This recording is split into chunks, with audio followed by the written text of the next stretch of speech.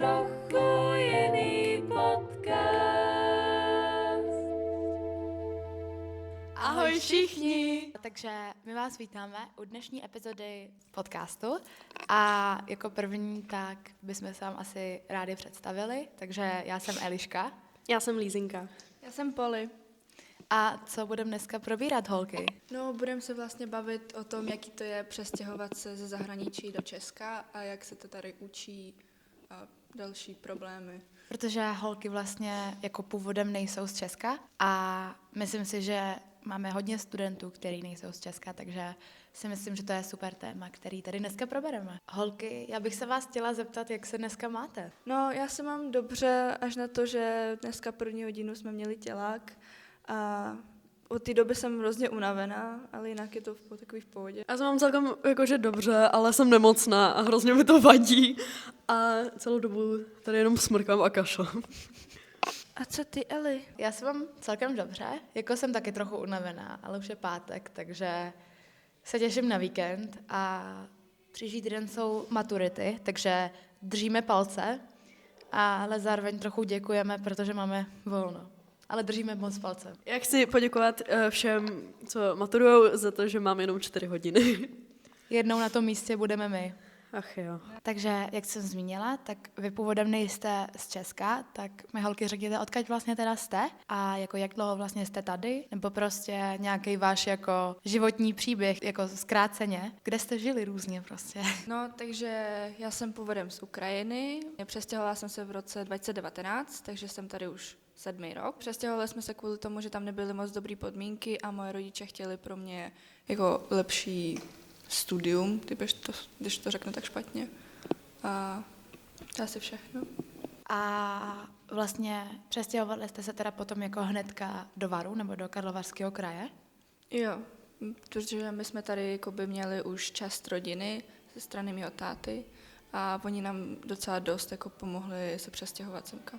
A co ty, Lízy? No, já jsem vlastně úplně původně jsem z Litvy, ale já jsem tam žila jenom 3 měsíce a potom jsem si teda přestěhovala do Anglie a tam jsem byla asi do mých 9 let a v Česku už jsem 6. rok. A my jsme si vlastně přestěhovali kvůli Brexitu.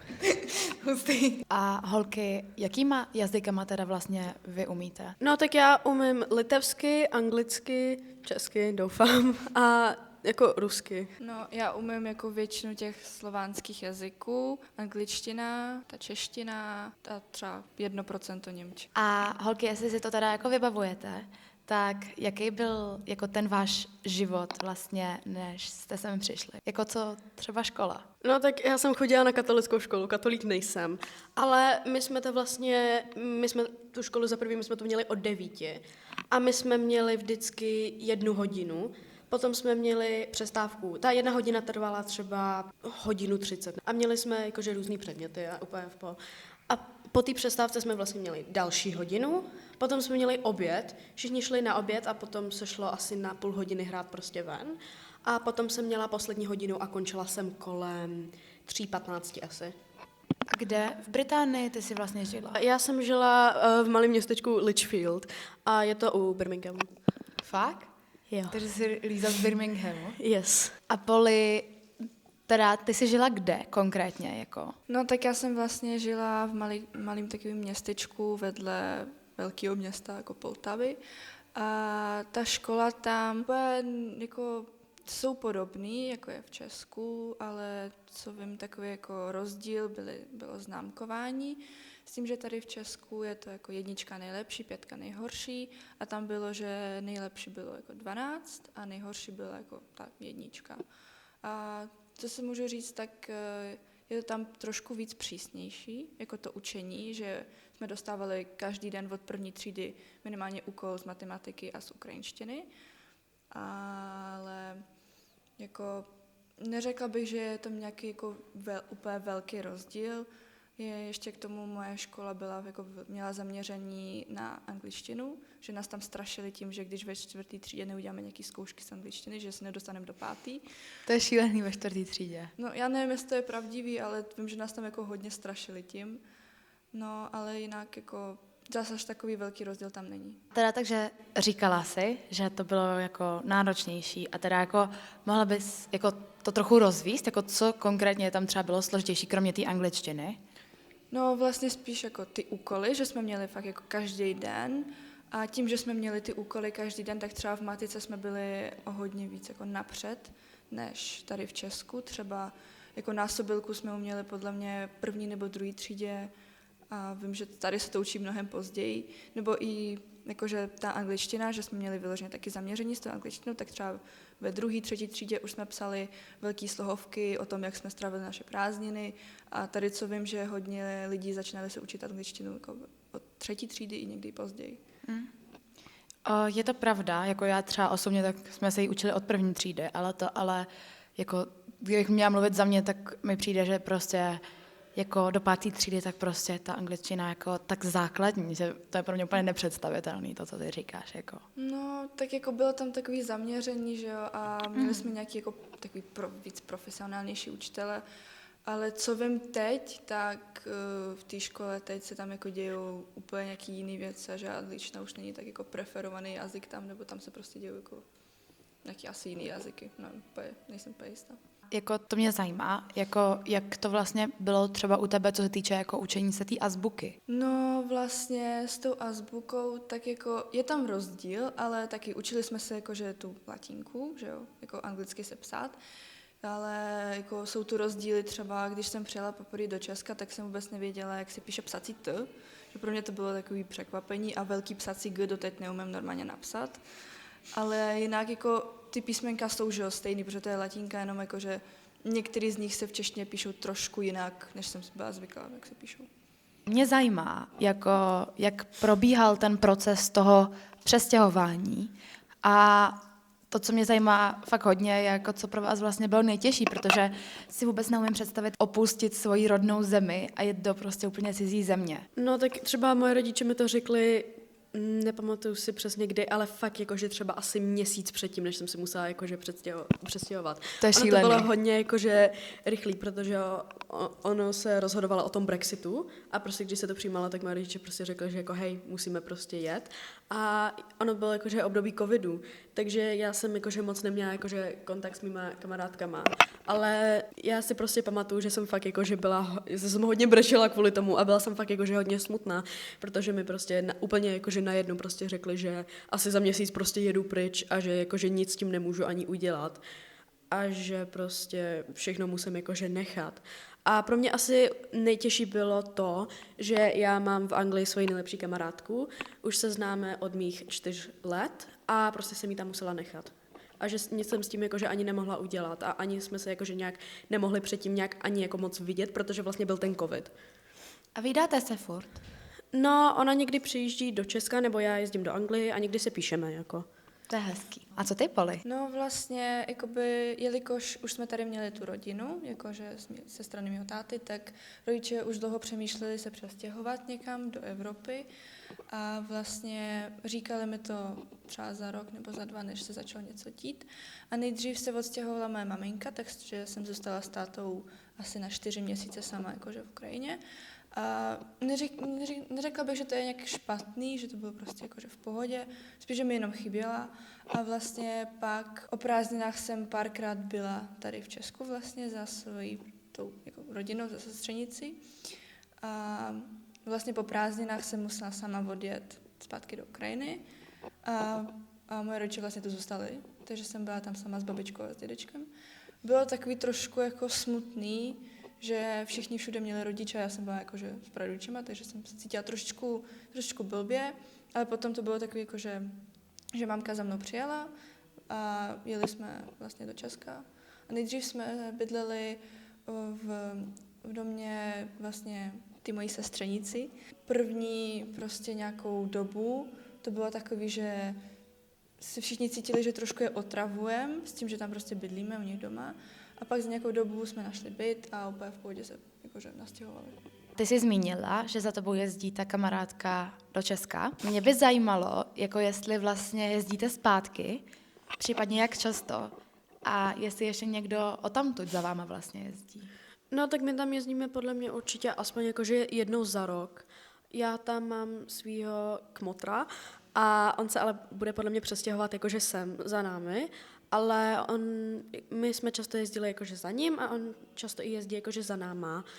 A většinou tam moje rodiče jezdí, že musí jakože něco vyřešit, ale jako při tom, co oni něco řeší, tak já jsem většinou, jako já bydlím u mojí nejlepší kamarádky a jsme jakože spolu. Ale jinak tam nejezdíme nějak extra často, protože ono to je fakt jakože celkem drahý a hlavně většinou jsme jeli autem a ta cesta fakt trvá jakože třeba 16 hodin. Takže fakt tam nejezdíme jakože až tak často. Chtěla bych asi častěji, ale co už. A jak to máš ty, Poli, vlastně? No, vlastně za celou dobu těch 7 let, co jsem tady, tak jsem tam byla jenom 2krát, protože nejdřív to byl jakože covid, pak vlastně v roce 2021 jsme tam jeli, i když byl covid, nevím proč. A teďka v roce 2025 jsme tam vlastně jeli znova jenom se jakože kouknout tam s mámou. A není to tam úplně nejlepší a upřímně ta cesta, jelikož jsme jeli autobusem, trvala dohromady tam a zpátky 70 hodin, takže nikomu bych nepřála jezdit autobusem tam a ani zpátky, ani vůbec jakože takhle. To je šílený. A upřímně se mi tam úplně nějak extra nechce vracet, jako viděla jsem svoji rodinu, ale úplně taky nebyli nějak nadšený, takže si nemyslím, že jako tam třeba pojedu příští rok. A jestli to nevadí, že se teda ptám, tak jako tam, kde vy jste žili, tak tam jako, jak je to s tou válkou, jako? No, v tom městečku tak tam není nic takového, jako že tam furt něco lítá, nebo to, jakože rozhodně jsou tam sirény, někdy tam jsou vrtulníky, nějaký prostě letadla, ale co jsem tam byla v dobu, tak jako ty lidi jsou taky už tak moc hrozně jako zvyklí na tu válku, že i když jsou sirény, tak jim to je úplně jedno, že prostě chodí po chodu tam zpátky. A spíš je to takový, že většina lidí se snaží žít nějak dál a ignorovat to, co se tam děje. No je to strašný, ale zároveň jako je dobře, že se snaží. Ale... Mě zajímá, jaký je to se učit úplně nový jazyk vlastně, protože já si to vůbec nemám představit a k tomu mě zajímá, jako jestli jste se vlastně někdy předtím už třeba s češtinou setkali, nebo prostě to bylo jako fakt, že vás do toho hodili a jako naučte se to, nebo prostě se nedorozumíte, nebo jak to prostě jako bylo? No, pro mě to bylo takový, že vlastně ukrajinština je docela podobná češtině, takže jako nejsou až tam jako až takový rozdíly, ale furt tam jsou.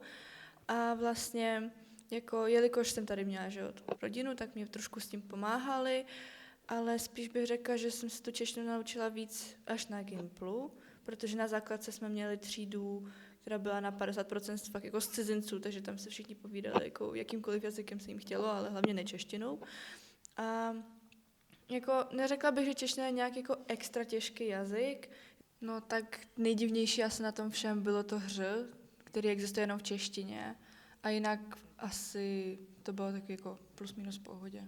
A jako, jak to vlastně šlo postupně? Jako, že neumíš ten jazyk hned, tak jako v jaký moment už si byla taková, že jako jo, teďka můžu říct, jako umím česky? No, ten moment byl spíš, když jsem přestoupila na Gimpl, protože tady jsem se začala bavit s lidma, co vyloženě mluví jenom česky.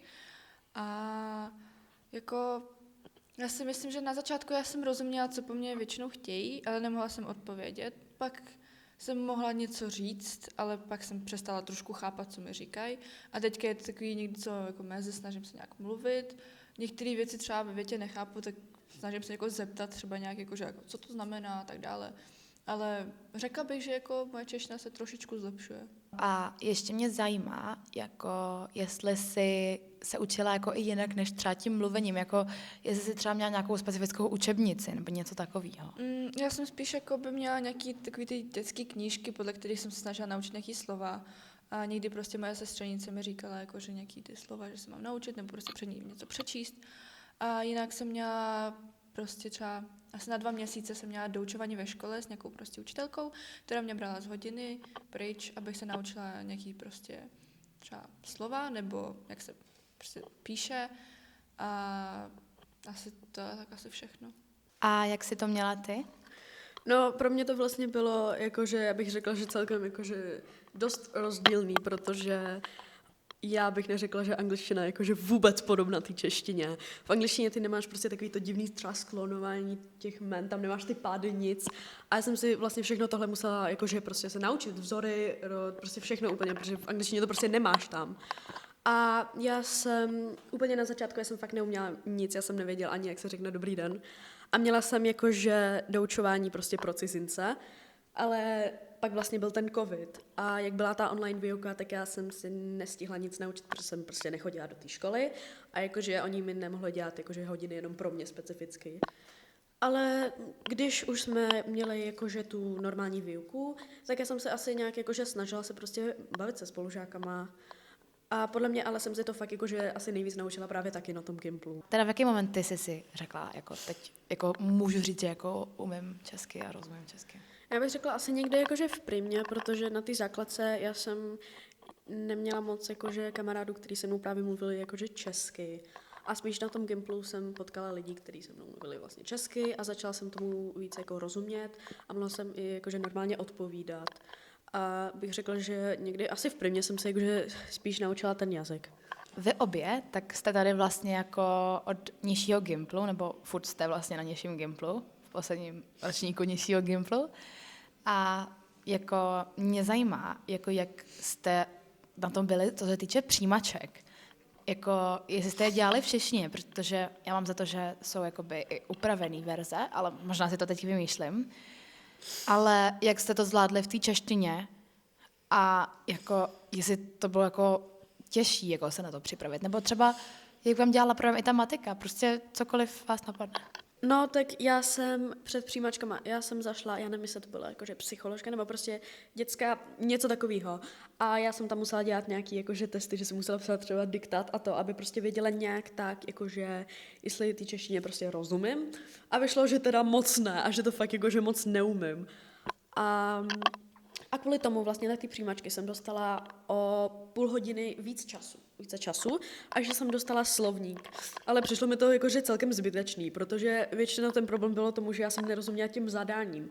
Ale já jsem si jakože nemohla vyhledávat každý slovo v tom slovníku, protože to by trvalo prostě strašně dlouho. Ale měla jsem s tím jakože celkem problém. Učila jsem si na to asi rok předem a já jsem zjistila asi, řekla bych třeba měsíc před přijímačkama, že se něco určuje u přídavných jmen, prostě já jsem to předtím vůbec netušila. A musela jsem se to prostě všechno nějak jako naučit předtím a nějak jsem se dostala. No a teda jako mě zajímá ještě, jako jestli to byl vlastně tvůj nápad, jako jít na ten Gimpl, protože ty jsi teda se přestěhovala a potom si, předpokládám, chodila na základku. A jako vlastně, kde se to vzalo, že byste jít na ten Gimpl? Jak ti to napadlo? No, já se to moc jako nepamatuju, ale ono to bylo spíš takový, že jakože o tom se prostě mluvilo ve třídě, že někdo tam chce a že prostě všechno tohle. A já jsem měla strašně hodnou jakože tu třídní učitelku. A ona byla taková, jakože ať si to zkusím, že jsem jakože dostatečně chytrá, že si myslí, že bych se tam jako dostala. A moje rodiče byli takový, že jakože pro srandu, jako proč ne, ale já jsem jakože spíš fakt neočekávala, že se vůbec dostanu na nějaký Gimpl, s tím, že jsem fakt měla úplně jakože minimální asi znalost té češtiny. A bylo to prostě spíš jako, že si to zkusím, ale jsem očekávala, že to jakože spíš nevyjde asi. Tak co ty a přijímačky? Vlastně o těch přijímačkách mluvili všichni ve škole, takže jsem si řekla, že bych to mohla zkusit, ale úplně jsem tomu nevěřila, protože znalosti v češtině byly nějak pod 20%. A vlastně nepřipravovala jsem se na žádný jako, neměla jsem žádnou jako učitelku, která by mi pomáhala. Někdy jsem měla testy od kamarádky, co mi přinesla, prostě jakože vyzkoušet to, ale nebyla jsem si vůbec jistá, že se nějak dostanu. A nakonec, když jsem psala ty přijímačky, tak byla jsem taková, jako, že ta čeština byla tak jako dobrý asi, ale matika byla rozhodně těžší. A pak jsem zjistila, že jsem vlastně dostala jako na ostrovský Gimpl, prostě jsem se dostala a na varský jsem se dostala taky, kdyby brali od 60 jakože míst. Ale oni se řekli, že budou brát od 58. Ale to jsem docela ráda, že jsem se tam nedostala.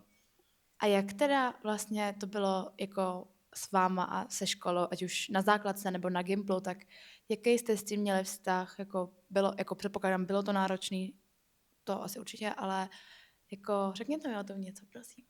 No tak na základce my jsme měli takovou hrozně zajímavou třídu, že jsme fakt jako měli 50% dětí z třídy jako byly cizinci, Takže jsem tam A jenom ty jsi chodila kam na základku? na Duklu. Ve Varech? Jo.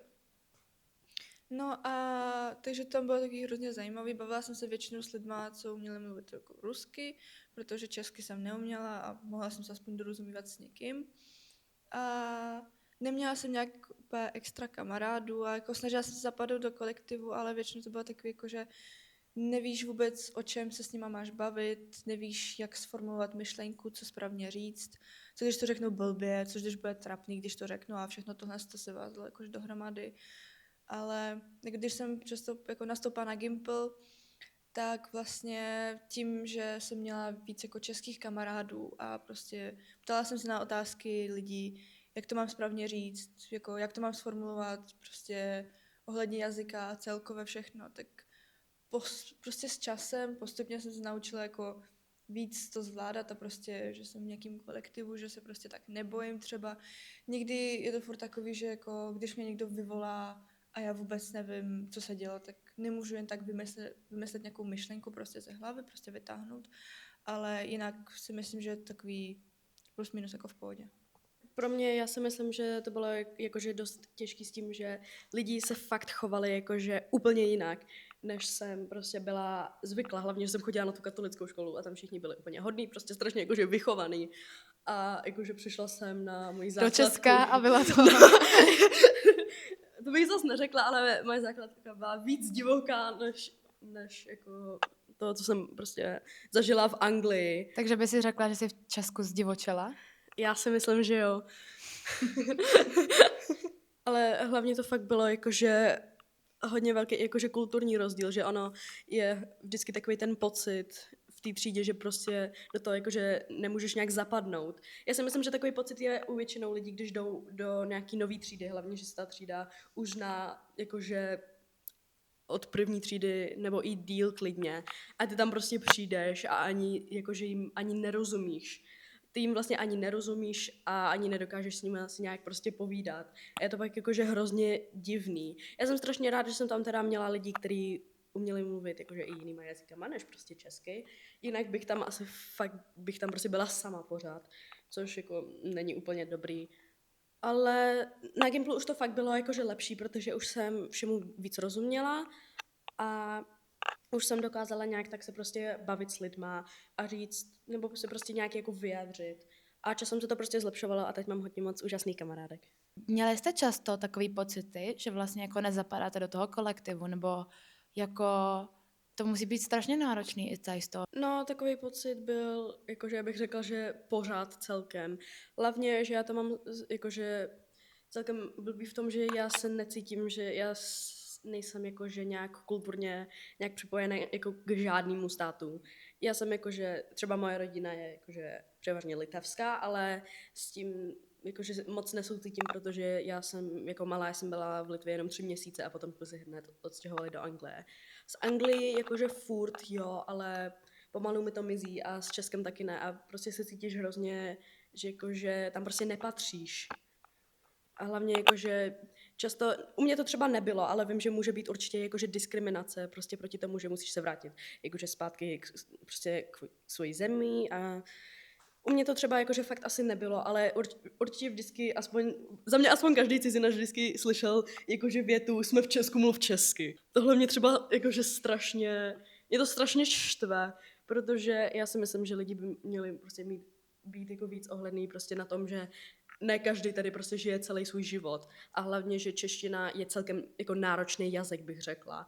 Protože máš třeba všechny ty pády, vzory, prostě všechno tohle musíš očovat a musíš se naučit správně skloňovat. O nějakých věcích třeba ani nemáš žádný pravidla, prostě to musíš vědět. A lidi fakt jakože, já bych řekla, že lidi v dnešní době na tohle jsou celkem jakože zlí, že často třeba nadávají na cizince. Takže prostě ty lidi jsou jako bezohlední, jako ohledně tady toho. No já si myslím, že není to až tak častý, já jsem to až tak moc jako nezažila, třeba mě za to jako nešikanovali, ale fakt jsem jakože slyšela nějaký jakože blbý keci prostě vůči tomu, že nejsem z Česka. To nikdy není jako dobrý a prostě jako je fakt prostě blbý a mrzí mě, že tady to prostě zažíváš, ale jako přijde mi fakt prostě že prostě obě, tak jste strašně silný vlastně, že jste se prostě naučili úplně nový jazyk a prostě i přesto, že ty podmínky nebyly ideální, tak prostě jako, já nevím, já bych se na ní prostě neřekla, že prostě jako nejste Češky. Jakou bys dala radu někomu, kdo se přestěhoval do jiné země a třeba jako nezná ten jazyk, anebo jako bys dala radu sama sobě, kdyby ses teďka mohla vrátit a něco si poradit, abys to třeba nějak jednodušší, tak co bys si poradila? No, jako spíš tady jako taky záleží na tom, do jaký věkové kategorie patříš, protože ne každý dítě nebo dospělý může prostě za někým přijít a navázat konverzaci, ale je taky dobrý, že když už víš, že se někam musíš přestěhovat a musíš se naučit nějaký jazyk nebo budeš muset se připojit do nějakého kolektivu, ve kterým lidi mluví jiným jazykem než ty, tak já bych poradila asi dopředu třeba aspoň jako naučit se pár slov, aby aspoň nějak komunikovat s těma lidma, protože když vlastně nemůžeš jako vyjadřit úplně své myšlenky, tak lidi ti nějak úplně extra nepomůžou. Jako můžeš jim to třeba nakreslit, jako co potřebuješ, ale ne vždycky to pomáhá. A myslím si, že jako by to bylo taky dobrý, kdyby lidi jako víc četli, ať už je to prostě knížka nebo nějaký zprávy, jako cokoliv, protože čím víc bude ten člověk číst ten jazyk, tím víc vlastně bude jako rozumět, co se děje a naučí se aspoň nějakých třeba pár nových slov a tak dále. A ty? Ty bys co jako poradila, ať už sobě nebo někomu, kdo by byl na místě, kde jsi byla ty? Tak moje hlavní rada je, jakože fakt na sebe prostě nebýt jakože tvrdý a fakt dát tomu čas. Je to na začátku jakože hodně náročný se prostě všechno jakože vybalancovat, prostě ten jazyk, ty jakože mezilidské vztahy, učivo, prostě všechno, ale fakt a te jakože říkám jakýmkoliv jako cizincu, který se prostě někam přestěhuje, bych fakt jakože řekla, ať jsou na sebe hlavně hodný a dávej prostě tomu čas, že fakt se to jako naučíš a ať prostě neočekávají jakože hned prostě nějaký perfektní výsledek toho a hlavně ať se nevšímají jakože ostatních lidech, co oni říkají, že jsou prostě zlí, že nejseš ty na té zemi, že se máš jakože vrátit domů, protože já si myslím, že prostě nikdy nevíš, proč se ten člověk vlastně musel přestěhovat. Souhlasím. Je to prostě jako fakt odvážný, to, že jako se snažíš. A jako s každým tím dalším překonáním toho strachu, z toho mluvení nebo z toho pocitu trapnosti, tak vlastně tě to posune i dál, ne? Takže si právě potom myslím, že to, že právě jako že ten cizinec jako mluvíš s těma lidma nebo tak vlastně tě to strašně posouvá. I když prostě je to trapný, tak, nebo cokoliv jiného, tak je to strašně důležité. No a máte nějaký jako vtipný storytime, co se vám prostě třeba stal, nebo co jste zažili? Jakože ono se to nestalo jakože přesně mně, ale mám strašně trapný storytime s mojí maminkou. Že my jsme jednou šli do banky a ona se potřebovala vyřídit asi nějakou kartu nebo něco takového. A ona se nějak prostě bavila s tím pánem tam. A on, že jí prostě pošle e-mail nebo něco takového. A ona neumí česky, nebo jakože v té době prostě fakt to uměla blbě. A prostě nevěděla asi, co nějaký slovo jakože znamenají. Ale polsky umí skoro perfektní. Takže ona bohužel jakože používala svoji polskou znalost. A řekla jakože tomu pánovi, co tam jako pracoval, že bohužel bude šu v e-mailu. A já jsem se cítila strašně trapně, protože já jsem prostě věděla, co to znamená. A ten pán na mě čuměl hrozně blbě a na ní taky. A já jsem fakt chtěla jakože propadnout do země prostě. To bylo strašně trapný. Prostě občas ten překlad umí udělat z prostě nevinnýho slova něco šílenýho. Co tvůj storytime, Poli? No, já těch storytimů mám jakoby hodně, ale spíš to takový maličky, takže řekla bych to dohromady.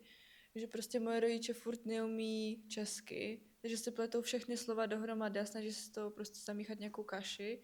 Takže pokaždé, co někdo z mých rodičů začne mluvit s někým, jakože ať už je to prodáváš nebo cokoliv, tak musím vždycky tam mluvit já, protože jinak moje rodiče zapletou fakt všechny písmenka, jazyky, přízvuky do jednoho slova a na konci prostě nikdo nerozumí.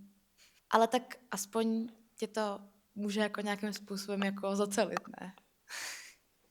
Já mám další jakože storytime, to není až tak jakože trapný, ale spíš prostě pro mě to bylo celkem blbý, že podle mě někdy ve 4. třídě my jsme dostávali jakože vysvědčení a já jsem šla k té učitelce si to vyzvednout a já jsem měla samý jedničky, když jsem vlastně nic neuměla, ona byla strašně hodná. že já jsem v té době, já jsem moc nerozuměla česky a ona mi tam jako normálně podávala ruku, dala mi to vysvětlení a řekla mi, že jsem úžasná. Ono, jakože v ruštině, ono úžasná znamená úplný opak. Ono to znamená, že, že to je jako příšerný. A já jsem si prostě myslela, že ta učitelka, že je prostě na mě strašně zlá, že já jsem byla strašně zmatená, že proč mi ta učitelka vlastně říká, že jsem úplně příšerná prostě a že mám to vysvědčení úplně blbě. Ty jsi chudák. Já přísám, já nevím, co bych dělala na tvém místě. Ach jo, já jsem pak šla jako za rodičema a za ostatníma a oni mi teda řekli, že v češtině to znamená právě ten opak. A je hodně takových jako slov, ale... A máš ještě nějaký slovo? No, tak třeba v ukrajinštině slovo záchod znamená, že to jakože západ, což bylo taky jako takový zajímavý. Jo, tak. A ty už jsi řekla jako někomu, potřebuju na záchod, a on... Já jsem spíš jako většinou, že jsem přijela třeba, jako když jsem byla o prázdninách, jak jsem jela do Ukrajiny, tak já jsem spíš chodila se skoro každým člověkem, kterého jsem znala a říkala jsem jako, že OK, tohle se slovo znamená tohle, to je tak vtipný, že jo? A nikdo se to mi nezasmál. Tak já jsem vedlejší, to nevadí. A holky, jako, co si myslíte, že by jako mohlo trápit jako lidi, kteří jsou na tom jako vy, že taky třeba přijali z ciziny, nebo vás osobně třeba vás ještě trápí?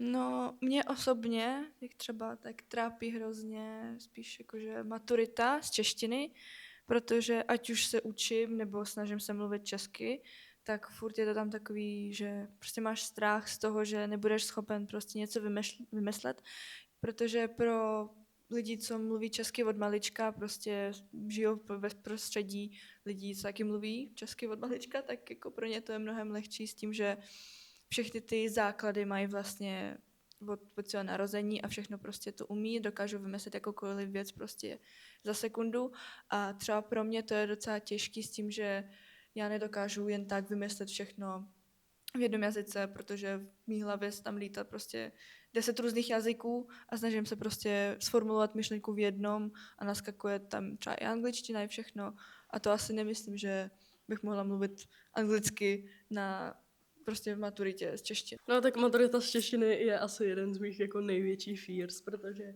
i když třeba prostě budu vědět, co chci napsat nebo prostě co chci říct.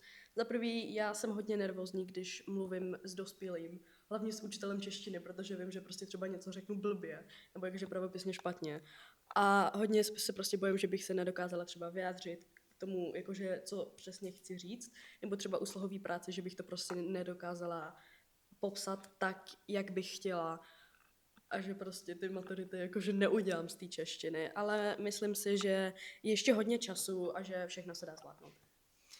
Tak souhlasím, že prostě vy jste teďka v kvartě, takže máte ještě jako čas, máte hodně času a hlavně jako vím, že prostě vy jste fakt jako šikovný a prostě fakt jako máte dobrý známky a vím, že vás to může stresovat a že to může být jako nepříjemný, ale prostě jsem si jistá, že obě s tím nakonec nebudete mít žádný problém a že obě to uděláte.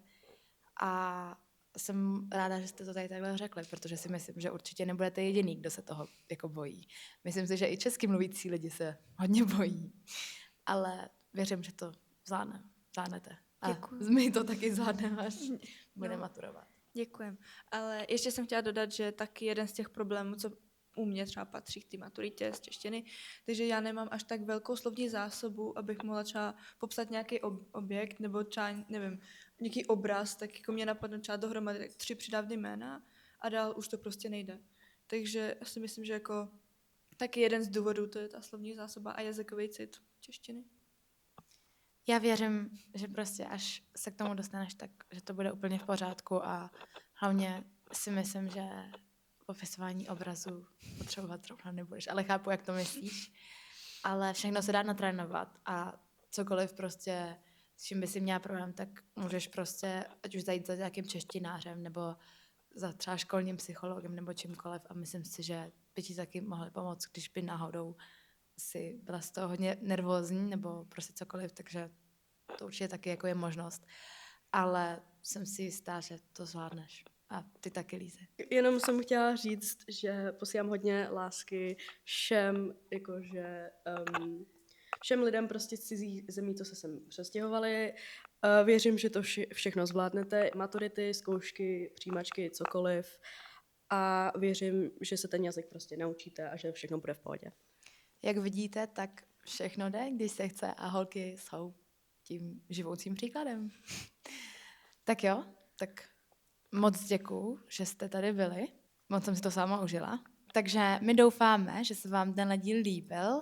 Pokud jo, tak prosím dejte like a můžete dát i nějaký komentář, nebo třeba pokud ještě máte otázky, tak se klidně zeptejte a můžeme klidně udělat pokračování. A máme i Instagram, tak můžete sledovat i Instagram, protože tam třeba dáváme ankety na otázky na další díly a taky sociální sítě jako TikTok, všechno. A no, kdybyste třeba chtěli se zapojit, tak nám taky napište klidně na Instagram kamkoliv. Tak jo, to by bylo všechno a my se s váma loučíme. Sledovali jste? Tak trochu jiný podcast. Pa, pa. Yes.